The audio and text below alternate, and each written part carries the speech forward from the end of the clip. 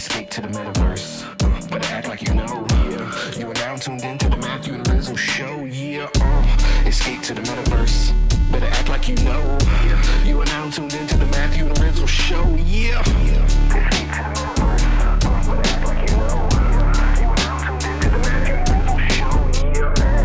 Escape to the metaverse. Better act like you know.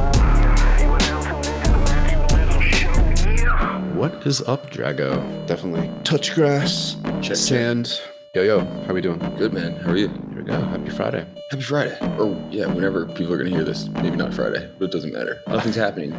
We gave everyone the week off. We didn't record yet, so we can keep it ambiguous as to when we're recording. All right, let me click record so I don't forget that. 3, 2, 1. There we go. Boom. What's up, dude? Happy whatever day this is that people are listening. What's cooking, man? Well, yeah, I guess we'll probably date ourselves. I don't know. Top of mind for me today, and also like the past 3 weeks, continues to be this punk strategy, NFT strategy. Oh, good, project. dude. Unpack this, because I don't totally get it. And I keep I don't know. I'm like, am I not spending enough time trying to understand this? Or is this just too confusing for the everyday Web3 person to just understand? And maybe I'm only getting bits of information at a time. So I always appreciate this, man, when you've been looking into something that I haven't had a chance to yet that I'm already interested in. Well, it's interesting because it's a mainnet project, right? So I think for the past year and a half or so, there's been a lot of energy and push to L2s and base specifically, some Solana activities, but with a punk strategy and then the derivative NFT strategies that have launched, it's all been mainnet. So I'm wondering if that has caught a lot of people off guard, or people just weren't checking the main chain or something like that. But it's one of the, I think, 10 or 11 projects that have come out of TokenWorks. So I don't know, I forget when it was this year. I think it may have been beginning of summer when Adam, aka Rhinotic, launched TokenWorks. And I think there were 100 soulbound NFTs that folks could purchase at an ETH a pop at the time. And that sale was sort of crowdfunding this emergent smart contract factory called TokenWorks. There are a bunch of early experiments of varying success. None really popped. There are a lot of issues or things didn't catch on. But the latest project to come out of TokenWorks is Punk Strategy, and then the derivative NFT strategy. So Punk Strategy, it's a token, ERC20, that folks can buy and sell and trade as they do with every other coin out there. But the fee structure is pretty unique. Currently, it's set up with a rather high trading fee. So it's at 10% now. And a large 8%, I believe, of those fees are used and accrue over time until a function is called that actually buys whatever the floor CryptoPunk listing is. And that floor CryptoPunk is added to a reserve and repriced immediately at a 1.2x multiplier. So you buy it for 100 ETH, and then it's relisted for 120 ETH automatically. And once that relisted punk sells, all the proceeds of that sale are used to buy back and burn that punk strategy token. So it's a token that has a fee mechanism that's used to buy assets that, when resold again, buy back and burn the token itself. So there's that deflationary aspect there. And folks are getting jazzed off of it. I think they've purchased 12 punks so far. They've sold 1, I believe. So that buyback and burn has just been tested in prod. But since then, that's the original Punk Strategy token. I think that was released 3 weeks ago at this point. I'll pause there, because what has happened since is there are a bunch of derivative NFT strategies, with Meebits. Today, Squiggle Strategy launched, but I'll pause there. So if I'm understanding this right, this is the mechanism that this hinges on and makes it interesting is essentially volume dependent. They need people to be buying and trading or buying and selling this coin at and absorbing this 10% fee add-on because you're either not paying attention or you are interested in this mechanism and how this in buying into this whole framework and system and everything. Is that fairly accurate, dumbed down? Yeah. The volume for token trades so that they have money to use to buy assets. And then the other side with the underlying NFT collection, volume there so that eventually the floors are bought up such that the relisted NFTs that are controlled by the Punk strategy, those sell to add more liquidity effectively to the LP there. So folks can cash out at higher prices of their Punk strategy token. Yeah. I'm, you know me, man. I'm a fan of these tokenomics experiments and everything. I'm always a little sketch on anything that's volume dependent in order to make the thing, make the flywheel spin or whatever, because so much of that is catching the cycle but catching a cycle and churning a lot of volume because people are interested and maintaining that are two very different things. And you and I both know that, man. For every token that's been out here for a year plus, there's 10,000, probably more than that, failed experiments that seem cool at first, but then they just don't have the volume to sustain themselves. And so I don't know, man. It's certainly interesting, and I am a fan of mainnet shit, man. I think on a long enough continuum, a lot of stuff gets funneled back in that direction and everything. But we're in an evolving space right now, and we need to go through all the iterations of that kind of thing. So, but I don't know, man, how to keep the momentum going, right? That's what it seems like this all boils down to. It's if this hits a thing where the number goes down for 1 week, 2 week, 3 weeks, all of a sudden you got a lot less people who are interested in rolling the dice and buying in, and then the volume continues to plummet. You know how this shit goes. And it's really hard to safeguard against something like that happening unless your shit just, works. I think for any given strategy token, I think that's accurate.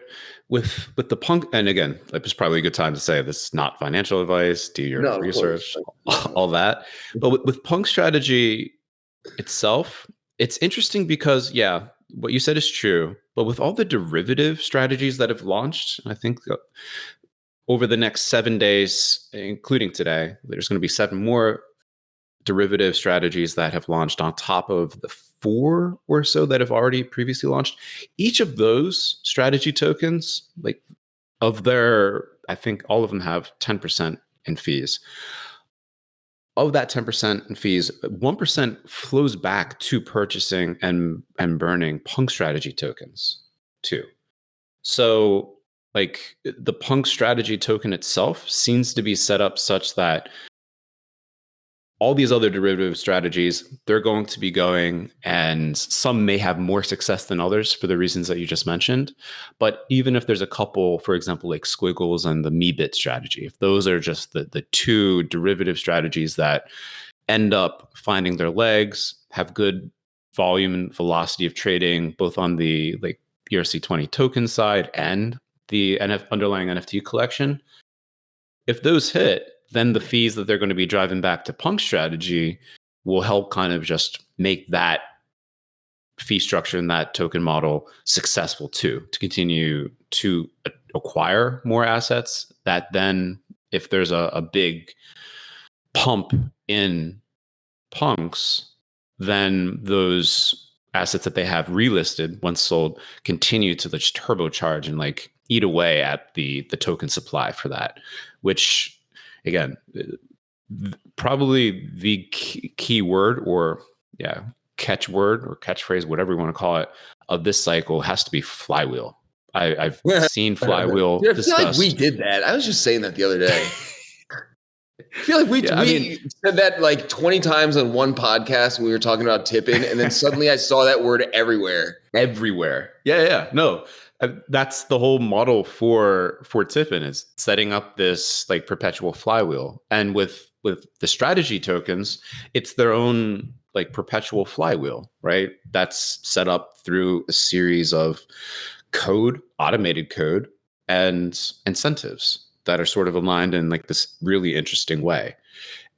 And even if these experiments, they don't have long-term legs under them, I feel like it's shining a light on a direction of building in this space that is very interesting. You can take code, you can take this magic internet money and some incentives, you put them together in interesting ways, and then the market sort of gets it or it doesn't. And if it gets it, it can kind of just rip, like we've seen happen, honestly, like with Tippin in like a shorter time period. But now with Punk Strategy is absolutely ripping. I like as of this recording, uh Punkster, PNKSTR is the ticker. It's already hit an all-time high in a week of like bleeding in across the majors and like all of crypto. Honestly, it's been the sort of standout token in terms of performance there because of the F word, because of the flywheel that's sort of set up around it that folks are grokking. So yeah, I mean that's been the most interesting thing I've seen. But yeah, dude, I'm like, are folks grokking this though, or did people just see Punkster and like saw a bunch of fucking noise and everything? Because I'm like, and again, man, I'm talking out of both sides of my mouth a little bit because I do love these experiments, and I think they're important to the evolution of the space. And I'm also happy when stuff like this catches fire because it gets conversations like this going where people have an opportunity to get in the weeds a little bit and actually understand the nuances and the mechanics behind it. But in reality, man, I feel like when it comes down to these tokens doing a lot of volume, and I NFA DYOR, I messed around with day trading and have like for a very long time, and I keep that to myself for the most part. But when I look at tokens doing stuff like this, and as sophisticated and as much of a learning curve is that there is to understand, I'm like, dude, I would feel like I'm trading against maybe a dozen other people who actually understand how this works. Obviously, I'm exaggerating a little bit. And then a bunch of fucking degens who are like, just see the ticker and are YOLOing and are like trading on some different fucking frequency that I am because I overthink everything. And it works out more often than not to think about things ahead of time. But I'm like, dude, it just seems like, I don't know. Again, not even hating on it, but I'm like the amount of people buying this and the amount of people who understand what it does, the importance of it, how the actual whole cycle works and everything.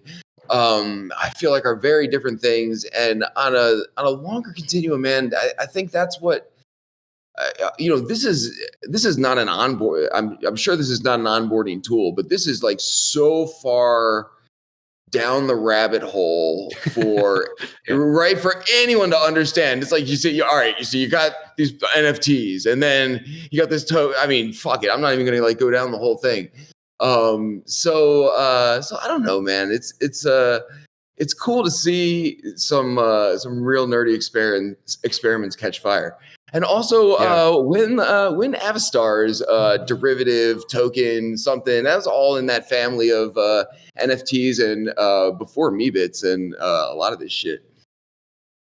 Yeah. To your early point, there's not a lot of folks actually that are active here. I think the total number of unique wallets that are holding at least the Punk Strategy token, it's under 4,000 still. So like, there's not a ton of folks.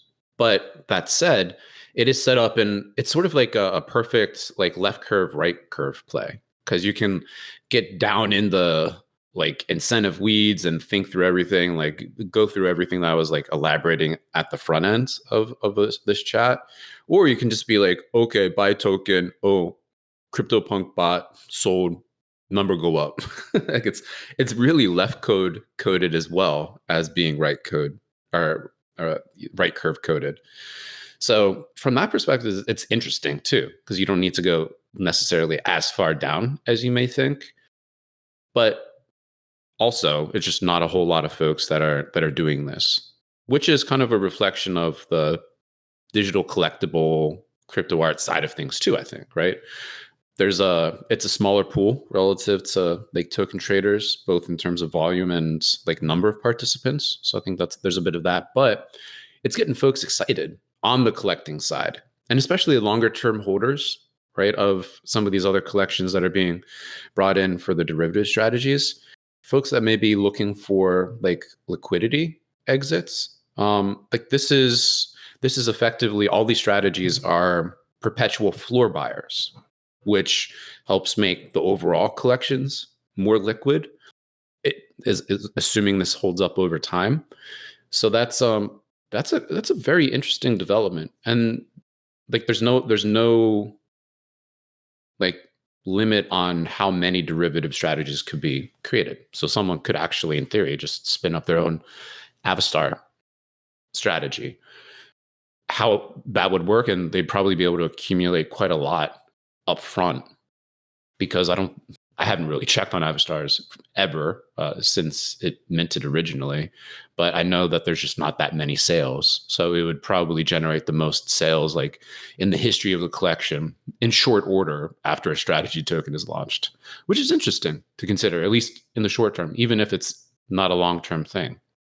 I'm just checking real quick. I'm like, Avastars did like some stupid amount of volume, like that is don't really think about until you pull it up.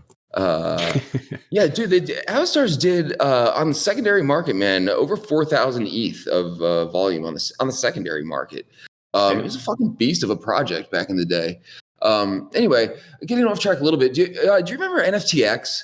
Oh yeah, the fractionalized NFT project. Yeah, fractionalized shares of an NFT. Yeah. Oh, I'm thinking of something different, man. And maybe I'm getting them confused, but there was one. But this is sort of like along the same lines too. Is that is my thought process here? There's also one where you could like essentially wrap an NFT, and then the wrapped NFT became its own token, and it was like Avastars was actually like pretty heavily rolled into that project. CryptoKitties was the biggest one, and wrapped CryptoKitties was like an actual currency that people were trading that you could then unwrap the currency and you would get whatever CryptoKitty was wrapped into that or whatever. And it was like this really interesting like way to turn an NFT. I mean, it might still be out there. It's just been like way off my radar for a while. But it was a really interesting, like early way to turn an NFT into a token that would sort of establish it at a floor price, because that was sort of like the cost you were assuming. They were all like floor ones essentially that were getting rolled into this process, or that people were willing to roll into this process. But every now and again, you would like unwrap like a rarer one or something like that. And again, it was just like it was an interesting way to like repackage existing NFT projects and sort of get word out and like, play some interesting tokenomics alongside of it and everything. And again, man, I thought those projects were really fucking cool too, but I also felt like every time I showed up in one of these places, it was me and the same like 8 other people who were at the previous one being like, yo, this is cool. And it was. Yeah. So, I mean, regardless, it'll be interesting to see how it plays out. And I'm just checking the secondary for Avastars now. And like over the past week, there's like actually a shit ton of sales that have been happening on the low end, admittedly, but like a lot higher volume than I actually assumed. Shout out Avastars. Important project, if I do say so myself. People listening, me and Jim McNellis pushed Avastars out very early on. I don't know what the date is on here, and pretty fucking early NFT, probably February 2020. And it's a very early experiment in putting all of the metadata fully on chain and you want to hear my thoughts on that terminology, you can listen to like a dozen other podcasts where I rant about that. But yeah, it's a project that I'm still very proud of, and I feel like it has a lot of historical relevancy in the NFT scene. So yeah, no, all this is cool, man. And it also, I feel like NFTs are always sort of like the last thing people think of when they think of crypto. So I like tokenomics experiments that like actually like use the NFTs in some way rather than like, I don't know, someone just like launching a token through an NFT. We've seen like a billion of those types of things, but this is actually cool. This is like using the tech in I don't know, an interesting way. I dig it. No, exactly. Yeah, but other than that, man, that's sort of been the biggest bright spot.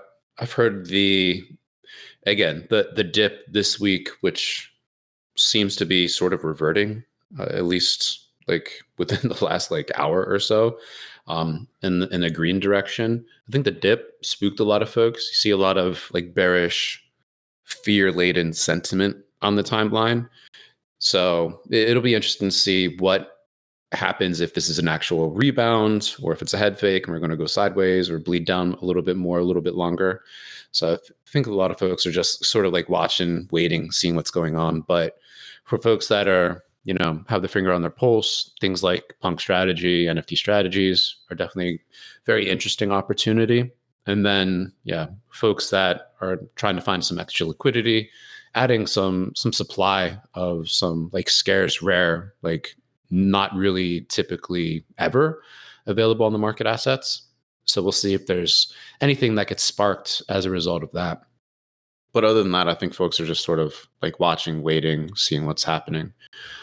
And yeah, I mean, same for us. We're going on a little fall break next week with the whip. We'll be back the week after that, but it feels like a great time to go touch some grass and catch some, apples off the tree, some autumn foliage, natural beauty shows. Yeah. Everyone got word we were taking a week off, and they were like, "Oh shit, we need some vacation money," and just dumped their bags. And yes, take a week off. We're going away for a week. Yeah, it does feel like a good time. It's funny to think that I don't know, man. Things were so stagnant for so long. It's like, dude, I know, like. You're a Philadelphia sports fan, man, and you know what that was like growing up, and that's what the last like 4 years felt like. I feel like in Web3, it's just like just stagnant nothingness, and so I'm like, hey, man, this is a little like blip in the radar right now. As long as things really don't bottom out for like another 4 years, it feels good that there's finally some fucking momentum out here. And some interesting shit going on. Dude, it was cool to be in Decentraland yesterday with Bay. I'm doing a thing in there with Fractillions. We're gonna do some stuff with the immersive art community over there, which is just like an easy fucking dovetail with the whip, and like probably gonna involve like all people we know. But Fractillions got hooked up with them and managed to wrangle me, and so we were in there this morning. And dude, Bay is just a beast, dude. Bay's like, at the whip leading the thing. You should see the spreadsheet that she sent me. And she's like, which thing do you want to hop on with at Arts Week? And I'm like, Jesus Christ, Bay. This is her level of organization is insane. And so we hopped on a thing this morning, and like, Bay's on the mic, crushed this hour. I'm just like, chiming in with Fractillions periodically. And then Bay's got the next hour with like a whole nother panel doing like a whole nother series of field trip visits. And I'm like, dude, Bay is a fucking machine, first of all. Also, she does a really good job of curating interesting shit for, I'm sure, Decentraland's audience, but she knows our audience well by now, and does a really good job with that. And I'm like, dude, she's just a machine. It's like out of control. Her level of organization, one, and tenacity, man. She's just constantly on the mic. I'm like, hey, stagger these things out. You need to go touch some grass next week. Shit. It's making me feel like I need a break. It's just watching her work. God damn. Yeah. No, Bay has, and the greater team, Kim, everyone else that has played a part in curating the lineup of artists, the studios that help bring their visions to real life or virtual life in Decentraland. Shout out to them. Also, shout out to the DCL client working, for me at least. And it seemed like for everyone. I didn't see any client side issues during yesterday's whip when we all piled into DCL. I didn't see anyone get lonely sharded either, which was incredible. So hopefully that was the case for everyone, as far as I could tell. Really performant. The exhibitions, the virtual builds were pretty incredible. And having the artists jump on there, talk through everything, it's just like they continue to do good work and pay artists. It was really funny. I forget which artist it was, but they had totally forgotten that there's like a commission fee associated with what they did. They're getting paid, and they're like, oh shit, we're getting paid. Oh, forgot about that. Like in real time, live, getting reminded of that. That was really cool to see. It is, man. And I really appreciate Decentraland's like conscious effort to lean into the arts community. I feel like we were just railing at crypto voxels for so many years to do the same, and it's a different animal. Crypto voxels and Decentraland are like comparing apples and oranges. But not a lot of like platforms have consciously done it to the extent that Decentraland has as of late. And I know a lot of that is decision making behind the scenes with Kim. And but it's also, you see Bay's influence throughout this whole thing. And it's cool, man, because obviously that's like the sort of niche we've always been in with the whip, and just myself, and I feel like I can speak for you a little bit here, just interested in this kind of thing across the board. So it's cool to see a platform lean into it. It's cool to see artists just like genuinely excited to be able to, have these tools to express themselves. It's nice to see people get paid. So, the market out here is not too bad. Like fucking artists are making some money again. So it's good shit to see, man. And I don't know, it'll be fun to do the thing with Fractillions in there. It's I don't know, feels like really good energy across the board. Yeah, that energy, that creative energy, especially behind the scenes. I was talking to Chikai and Roger Dickerman today. And Chikai in particular was really emphasizing, kind of shedding light on a lot of the creative energy that builders, projects are putting into upcoming releases and events and activations and all that good stuff, which for folks that aren't super tuned in, they may miss if they're just looking at charts or the timeline. So I think that's a really good call out and a good thing to highlight. And coming to the whip, we have we're mainlining that creative energy week in, week out, depending on the guests that we bring in there. And yeah, Decentraland just a great kind of shining example, honestly, of that. Yeah, good to see. When I'm CEO of Crypto Voxels and Ben Nolan gifts me the platform, I plan on doing something similar. So, I'd like to lean into the artist community. So shout out Ben Nolan. And Rizzle for CV CEO. Gonna manifest this shit. In all honesty, I'm gonna spend 5 minutes manifesting it, right? So 2 years ago, I put out a post nominating myself for fake CEO of Crypto Voxels. And I won by a landslide. It was one of my better producing posts, engagement wise, on Twitter at the time, and everyone agreed that I should be fake CEO of Crypto Voxels. I had a couple real low hanging fruit, agenda items, including turning the name back to Crypto Voxels because I didn't like the rebrand. And everyone was down. And so now a couple of years later, Ben is actually giving up the parcel. And I'm like, yo, dude, remember me, the most popular fake CEO that you've ever had, that has all the community support to take over your platform. Who better to do this than someone like myself and our community who knows and appreciates the history that Crypto Voxels has brought to the table, and we've been in there more than anybody and probably driven more traffic to it than literally fucking anybody. So I'm like, my dude, Ben, you should not take a bunch of funding from some rando. You should just give me this shit and we'll sort it out. And, you know, I don't have 3,333 ETH. You know, I make illusions like I like do some day trading, NFA DYOR, but I'm like throwing $100 around. And so I'm not in this territory or conversation at all in terms of financing. However, I held a formal vote like a week ago on X, and I got a shitload of votes, man. Like pretty much, you know, there's like 35 users of CryptoVoxels right now. Every single one of them voted for me to take over the platform, and I'm just going to continue to lean into this until I am need to be forcibly removed from the conversation. So that's my angle here, and it'll be interesting to see how this shakes out, man. I feel like I'm sort of joking, but not really, because I am genuinely concerned what happens depending on who takes the reins here. And you know, it could go a lot of different directions. And you know, you and I both know, we've been talking about it for weeks, about the amount of history and time and energy that you know the early builders of Web3 put into that platform. And so I don't know, man. I know there's a lot of talk about why it would be a terrible decision for anyone to fucking take this platform over.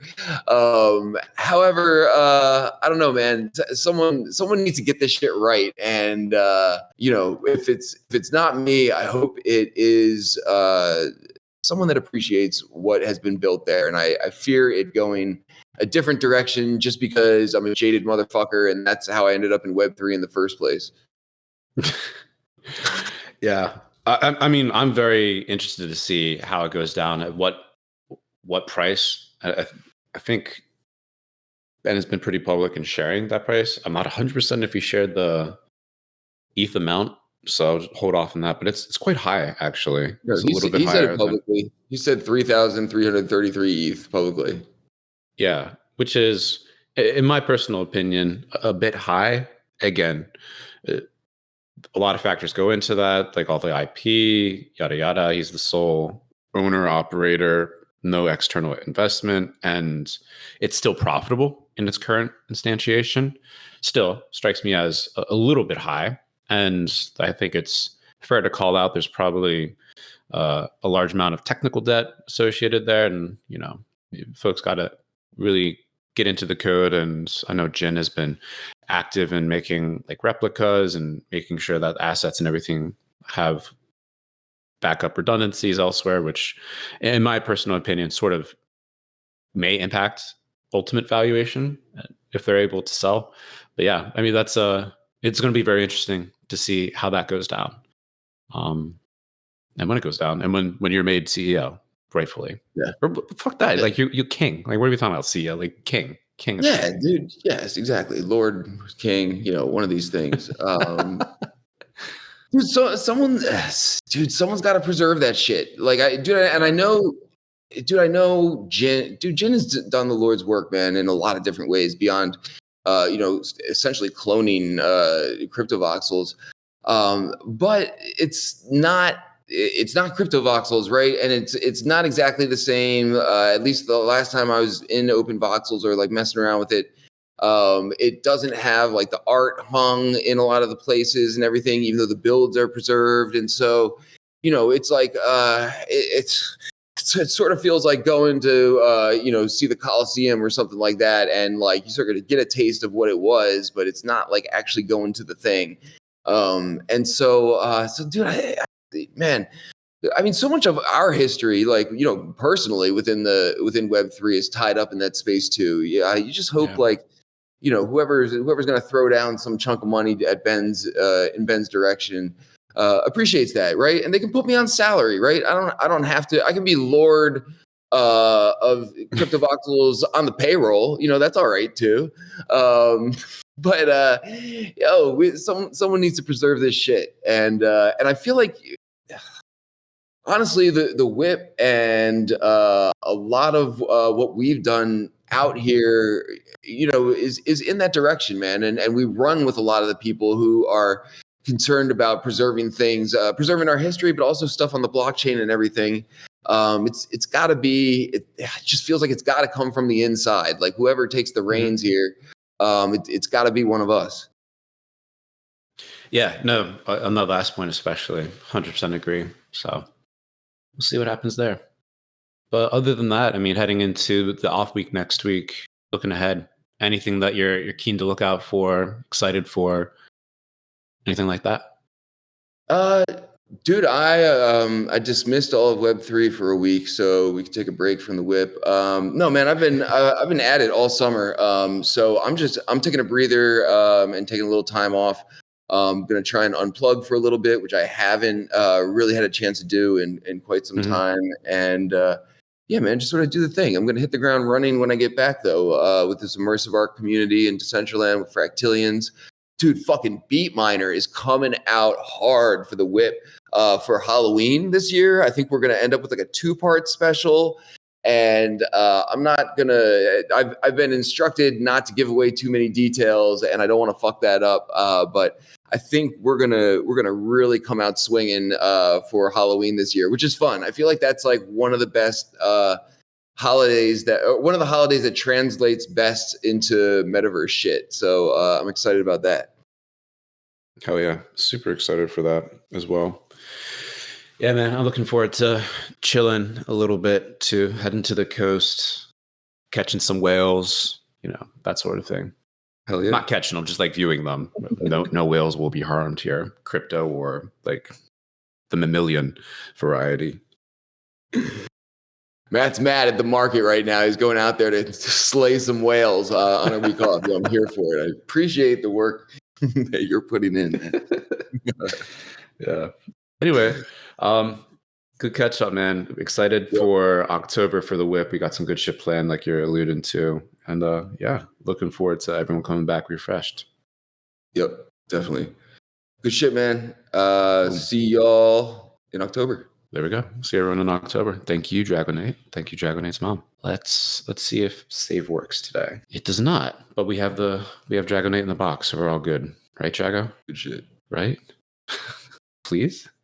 Hopefully. There you go. Okay. We got the okay. We're good to go. All right, broski. Enjoy the weekend. Right. Later, dude. Later, Drago. Later, Dragonate. Enjoy the weekend. Later, Dragonate's mom. Peace, y'all.